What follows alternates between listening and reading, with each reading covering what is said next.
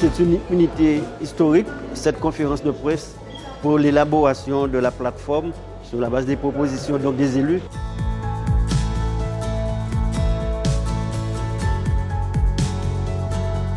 Il faut rappeler depuis le mois de novembre que les 7 parlementaires, plus la région, plus le département et l'association des maires, nous travaillons ensemble pour se fixer des objectifs, pour définir des stratégies, pour préparer les rencontres avec les différentes autorités, les différents partenaires.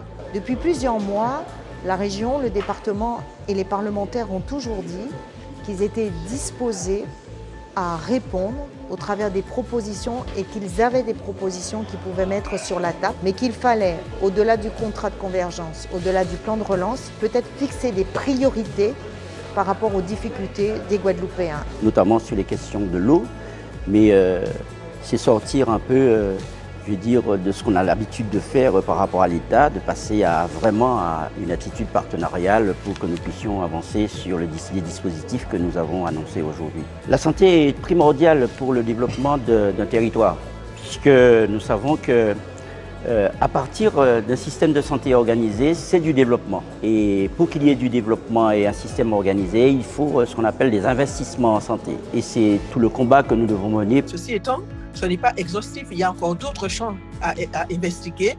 Nous avons notre travail à poursuivre. Donc nous croyons fermement qu'aujourd'hui, nous avons en tout cas les éléments qui nous permettront de travailler avec la population et pour la population, mais travailler d'abord ensemble. C'est une très bonne démarche. J'ai eu à dire dans cette conférence de presse que c'était une démarche historique. Ce qui nous unit est plus fort que ce qui nous sépare. Cette démarche-là consiste à prioriser l'intérêt général du pays. Donc il était nécessaire que nous prenions toute notre place, puisque nous sommes des élus de proximité, les maires que nous sommes aussi en phase avec ces difficultés que rencontrent au quotidien les Guadeloupéens. Heureux de constater que cette plateforme reflète toutes les discussions que nous avons eues, ont intégré tout l'apport que nous avons voulu pour pouvoir le mettre en place et le présenter à la population pour que la population puisse se retrouver. Le budget de cette plateforme, c'est 1 milliard d'euros. Il y a la contribution des collectivités, il y a demande faite au niveau de l'État. Ce que nous voulons, co-construire, co-participer, que nous ayons des relations nouvelles avec l'État. Non pas des relations tutélaires, mais des relations partenariales. Aujourd'hui, nous voulons améliorer le quotidien, nous voulons améliorer la capacité de mettre en place des politiques publiques pour notre population.